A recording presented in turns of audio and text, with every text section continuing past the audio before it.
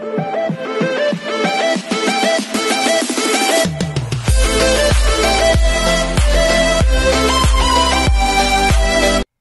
everyone, this is KJ Vlogs, a Filipino reactor based here in Jeddah, Saudi Arabia, and welcome back to my channel. Agad-agad gawa natin the reaction video, ang The Divas of the Queendom. So I won't take any longer wait, isa lang muna natin to.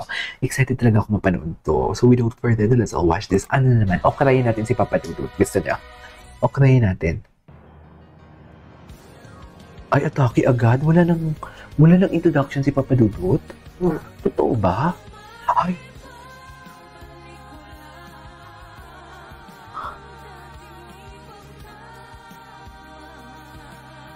Ay, the control. Oh, sino to? Sino to?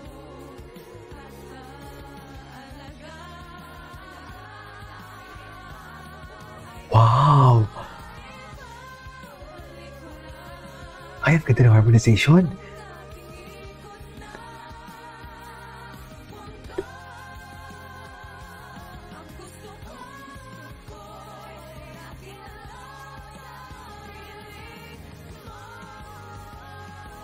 Sino yung tumataas na nagpe-placement? Ang ganda. Sino yun?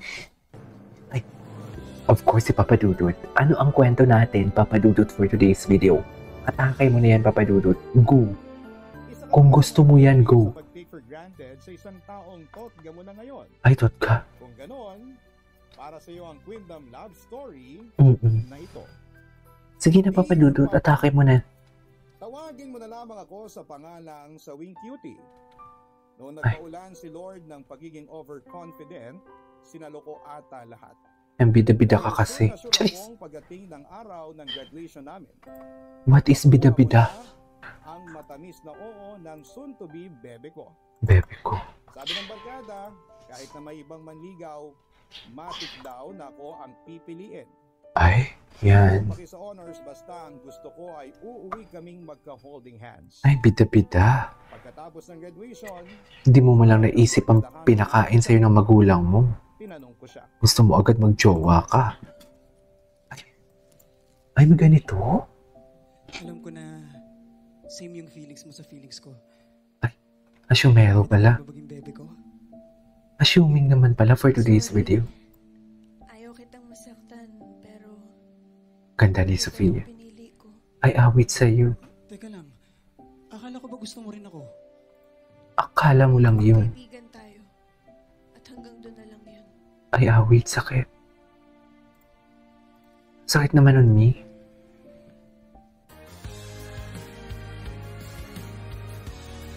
Go, Queendom, atake. Thea Asley.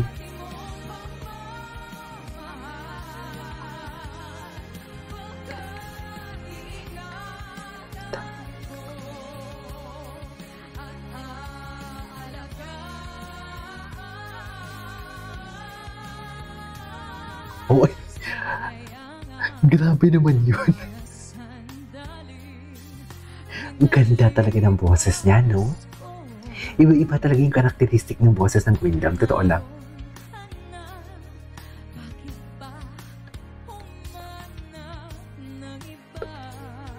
Sarap!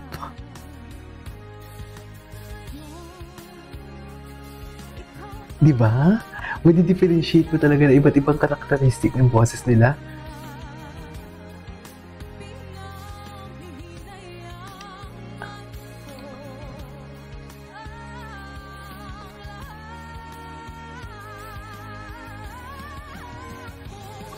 Boses ni Hana parang walang katapusan.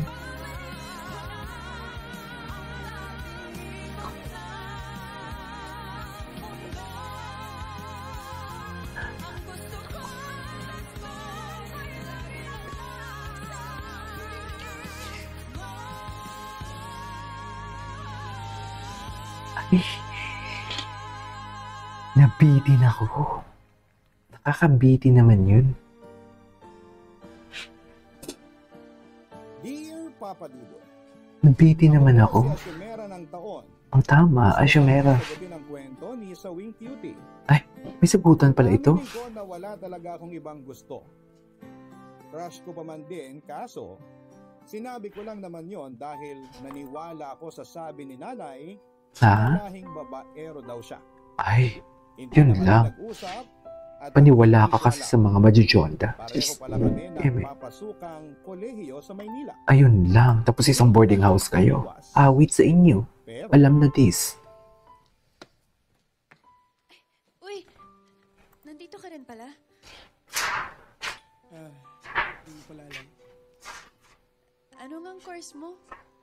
Teka, ano naman sa'yo ngayon? Sige, imimit ko pa yung groupmate ko na si Leia. Leia? Sige. Hmm. Teka, Oh, mag-ingat ka palagi Ay, loko. Kita-kit sa campus. Chesera. Go na kay Leia, te. Hayaan mo siya. Go na kay Leia. Ang problema nito, si Leia ang ma-hurt. Kasi may unfinished business sila eh. Kasalanan to ni Sofia, lahat ni si cutie girl. Si Jessica pala to.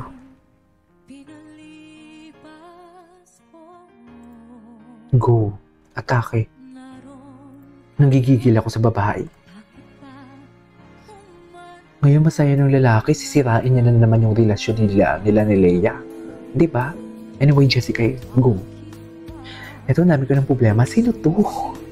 Sino to? Yung champion sa ano? Sa Tikoklak, tama?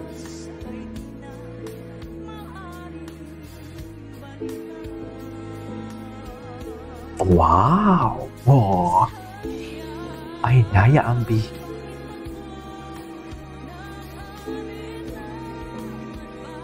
Naka 1 year na pala to si Naya? Totoo ba?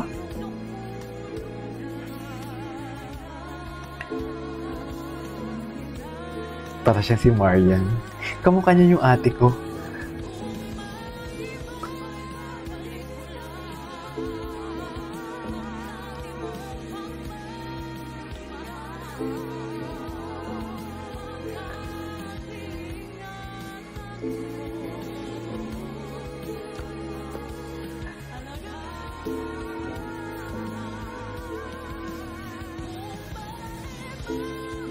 Wow! Love that from Naya. Ay, Jessica.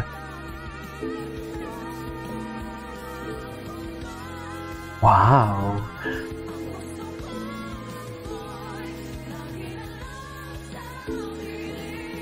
Isa pa. Isa pa. Ay, GMA! All out on this. Bakit kayo nang bibitin? Oh, ang tapos? pagiging tapat sa iyong intensyon ng pinakamahalaga. Sa katunayan, hindi mo kailangan maging perpekto para magpakatotoo. Huwag mong isipin ang nakaraan. Ay, ang mahalaga ay parang kung mali sino siya naman ngayon yun, at Papa sino pa rin Dudut. siya sa puso mo sa kasalukuyan. Kaya kung may nais kang sabihin, sabihin mo na. Para Tama. wala kayong what if. Tama. Ay, Kaya sa tama. susunod ninyong pagkikita, sabihin nyo na lang tapos ang na yun? tunay na laman ng puso ninyo. Kung mabubura ko lang yung ginawa ko. Paniwala ka kasi sa mga majujonda eh. Sawi ka. Ay, gusto ko talaga maghanap ng iba eh. Ay. Para makamove on sa'yo. tapos ngayon si Leia na naman yung kawawa. Pag nakakasalubong kita, Kawawa naman si Leia sa longga. ganun pa rin eh. Ay, Gusto ko pa rin sa yan. ulo ng araw na to. So, sino may mali? Ang babae. Kita. Ang babae. Hindi ka nagalit sa akin kapag tapos ka nang magtampo. Alam na this. Diretso agad sila sa boarding house for sure. Oh, diba? Gusto naman talaga kita. Oh, bago mo sabihin yung lalaki, asaan si Leia sa buhay mo? Bago mo sinabi yan, hindi mo ba siya inisip habang, hala siya. Hindi siguro. Di ba walang kaalam-alam si Leia? May holding hands na pala yung boyfriend niya. Oh my God. Ay, hello. Ganda ng boses. Ano ba yan? Kinukontra niya yung boses niya. Ang ganda ng tunog eh. Di ba?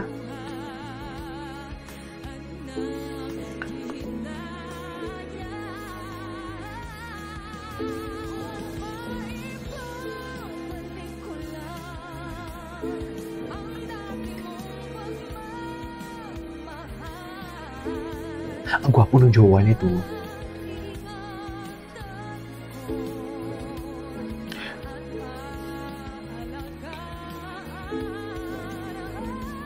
Oh. Showdown sila, oh.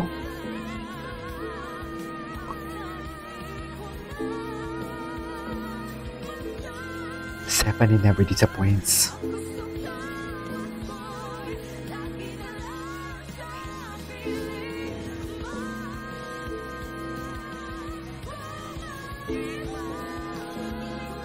Ganda.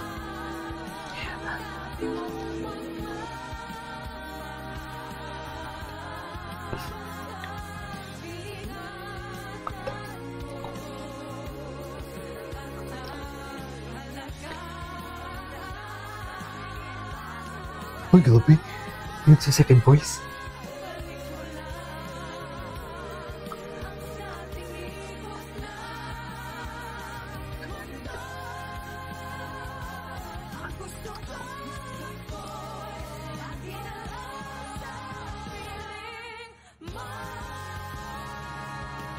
Galing.